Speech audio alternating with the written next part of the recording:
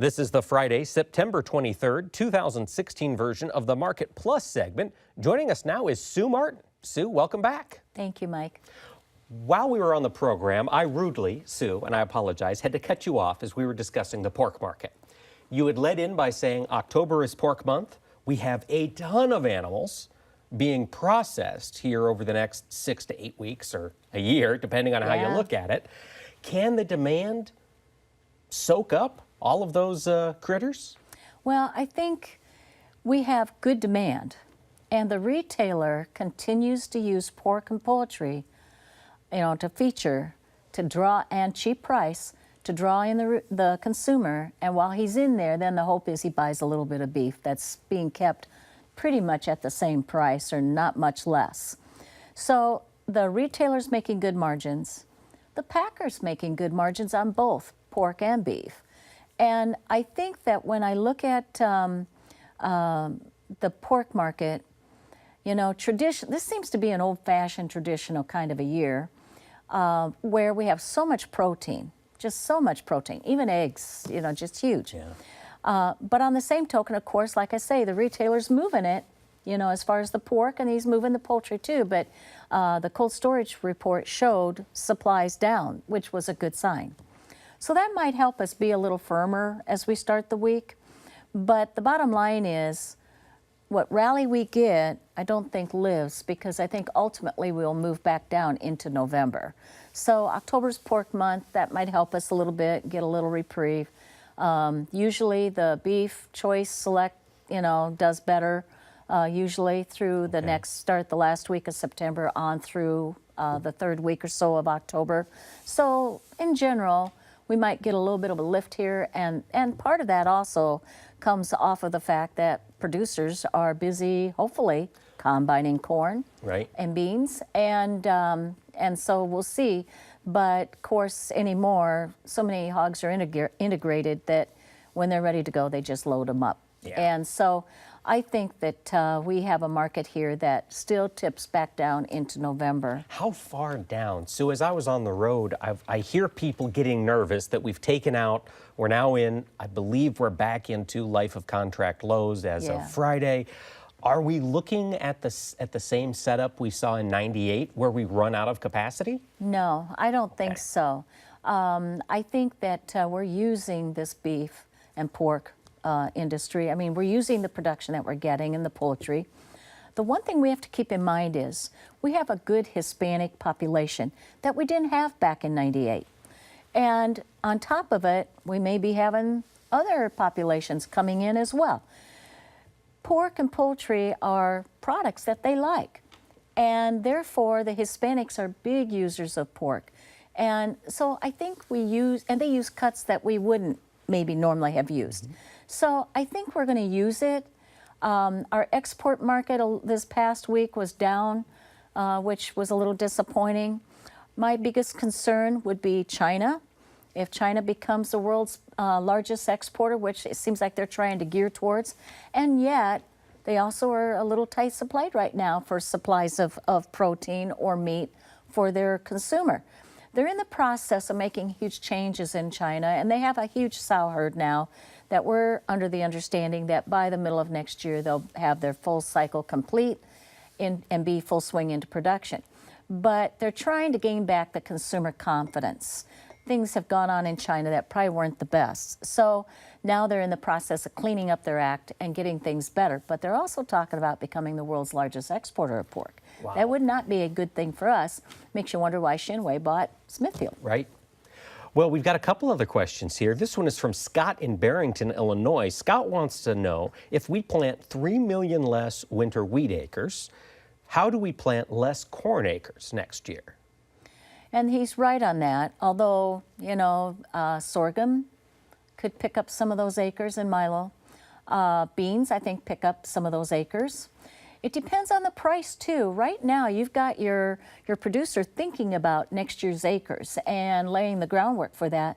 But we also know that I believe the farmer's in better shape at this time than he would have been back in the mid-'80s. I don't think we have producers in the trouble like we had back then. yeah, they're not making money and they're strapped a little bit. But on the same token, it's not like, you know, you'll have some who maybe go out of business. You have that always where it's an efficiency thing. But the bottom line is, I think that it depends on how bad the price is. And with us putting in an 84-year cycle low, I still say you're going to have something better next year than what we're looking at. I'm not sure a year of a 7 tends to be usually dynamic. They don't seem to be over history, but we'll know for sure when I finish my research on that. But I think that when I look at corn prices, they're more intensive, input intensive. That might be something that makes these decisions. Because this is not your first year. This is what now, going into at least your second year. Yeah, second or third. Of poor prices, and that might be what plays a hand in that. And you know, it's interesting you mentioned that. I was speaking to a group of lenders, and they'd all, not all of them, but a lot of them had talked about how maybe they've done a refinance or a restructuring already with some of their borrowers. And that one was okay. They had the equity, they had the working capital, they had the business in decent enough shape to do it once. Their concern is, can we do it again? Yeah. And that's the answer that I guess we'll be getting as we get into December and January and renewal season. Yes, and I'm kind of concerned too because we still see piles of corn that never moved at some of these larger elevator groups. And that has to be farmer-owned corn, and that's a concern. They're just hanging on to it. Yeah. Now, this time we've got a question from Phil in Ontario, Canada. He's got a couple of questions, and he wants to know, why does the USDA consistently overestimate soybean stocks? Or, another way to look at it is, why do they underestimate soybean demand? Well, first off, demand in any market is usually hard to really quantify. It seems easier after you look backwards and you see what we've done.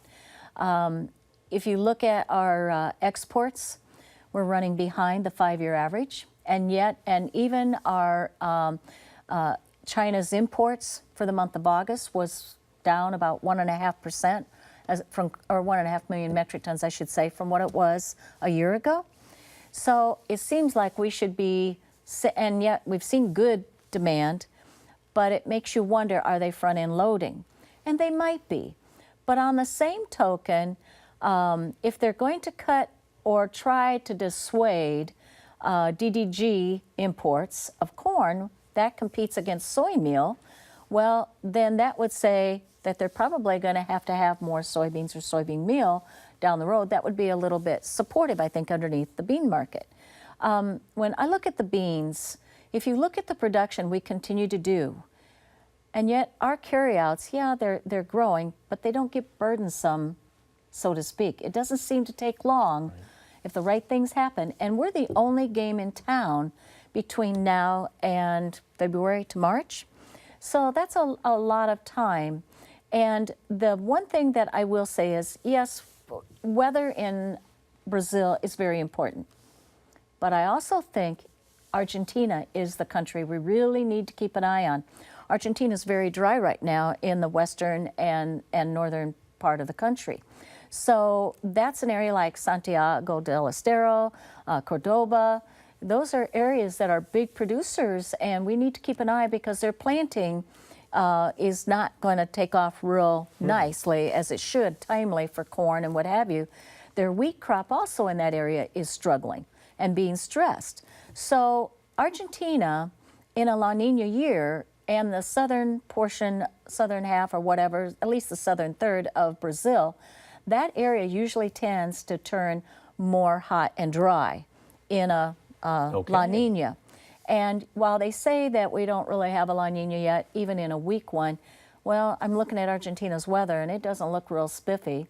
And if you look at the bean, they haven't lowered the taxes for that next 5%. Right. And they decided they weren't going to. The government's been talking that. Okay. And the farmer's not real pleased about that.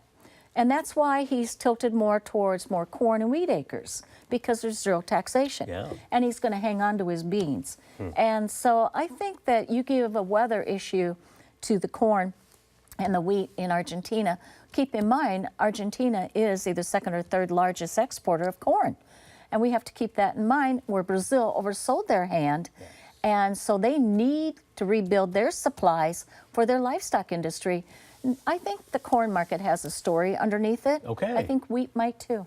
When do you think we'll start shipping corn to Brazil? Well, I think that we already have started to send some in. I think Okay. we were unloading as they were shipping some out just a week ago. Gotcha. And so I think that we already have. Of course, Argentina is going to be the main one sending stuff. But I think that when I look at South American weather, the northern side of the country should see ample rain and better Okay. crops than they did this last year. But there is, that's going to be a big market player as we go down the road. All right. Well, Sue Martin, thank you so much for taking the time to join us this week. Thank you. Oh, we've got one final question for you, Sue Martin. Oh, okay. Forgot about this. 30 seconds, Mike. Yes, 30 seconds. So we ask our analysts to define terms that are used a lot, and you used this one today. What does it mean when a market is oversold? Oh, when a market is oversold, it means that a market has been prolonged to the downside. Pretty much most of the fund money is tilted to the short side, for example. And when a market is oversold, you don't seem to follow through to the downside, because as the market moves down, who's left to sell it? Right. Everybody's already bearish and short. So as that happens, and what will happen, like for example in the wheat market, is that as you get good or negative news and you think the market should break, the funds are going to use it to cover shorts and work their way back up. So you never really break apart. All right. Well, thank you, Sue. And so that wraps up the Market Plus, and I thank you for taking the time. Thanks to all of you for sending in your questions via Facebook and Twitter. Please continue to do so, and we will get expert analysis right to you. Thanks for watching, and have a great week.